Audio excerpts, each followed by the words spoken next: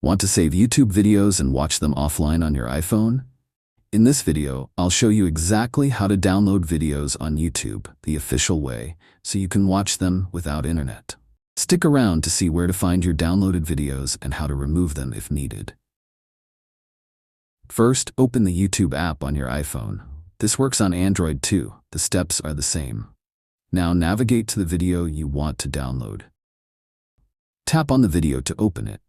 Let's pause it right away so it doesn't play. Now here's the trick. The download button might not be immediately visible. Swipe horizontally through the row of options like Share, Thanks, and Remix.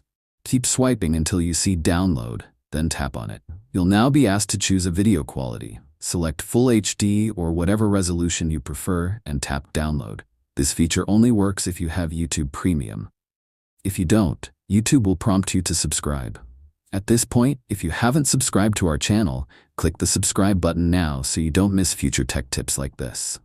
To view your downloaded videos, tap on You at the bottom right of the screen.